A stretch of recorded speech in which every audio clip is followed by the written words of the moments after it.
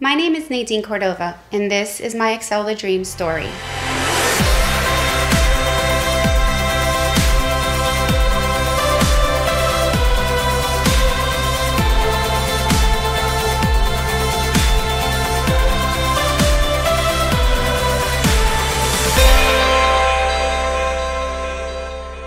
In September 2010, 7 months after the birth of my son Eli, I was diagnosed at the age of 35 with a very rare and aggressive spinal bone cancer.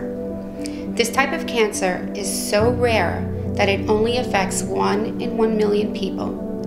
There was no known treatment for it, and my chances of surviving were slim. I had been told that the tumor was inoperable. I was only able to do a clinical trial type radiation therapy. I was patient number 10 for the trial. It was the doctor's hope that by zapping the tumor with more radiation than allowed for a human being, that it would stunt the growth for a while in order to prolong my life, but not treat it. During my treatments, I got no support. My friends left me, my husband abandoned me emotionally, and my family of origin was in denial. I did not have a home church at that time, as I was looking for the right Catholic church. Nevertheless, I knew God was on my side. I just refused to relinquish control to Him.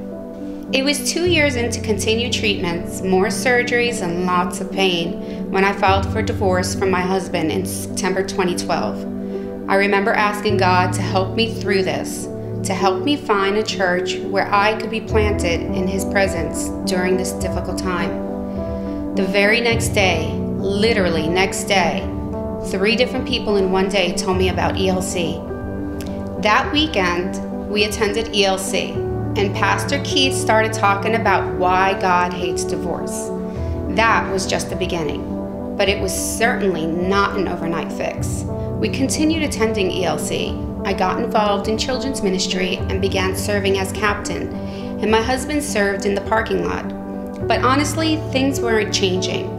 Actually, things in my marriage got worse. I again filed for divorce in March 2014, and things got ugly very fast. I remember one argument, my husband and I were in each other's face, screaming at each other. That was my come to Jesus moment.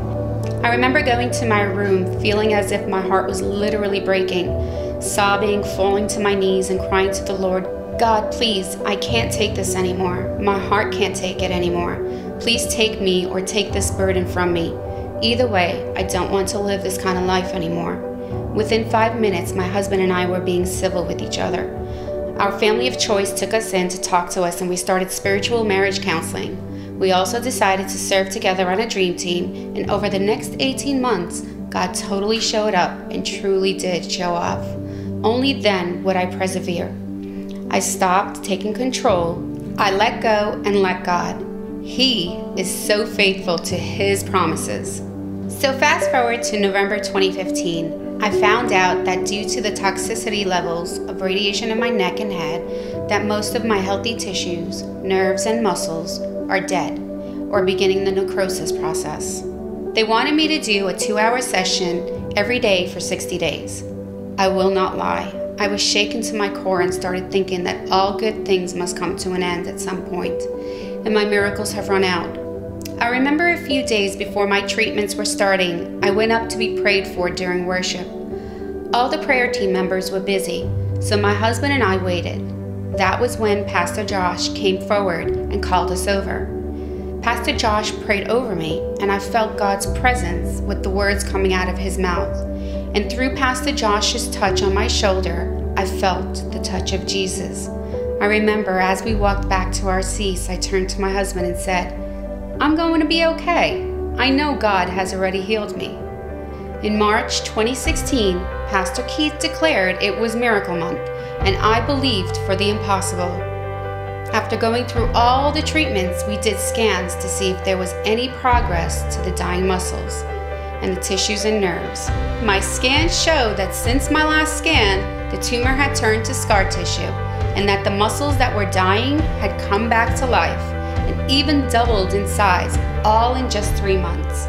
It is so true that when you get in the right place at the right time with the right people, the right things really do happen. Thank you, Pastor Keith and Pastor Sheila, for helping create a place where miracles can happen, a place where we truly do believe that all things are possible. I am living proof that this is a place where miracles happen and where God does the impossible.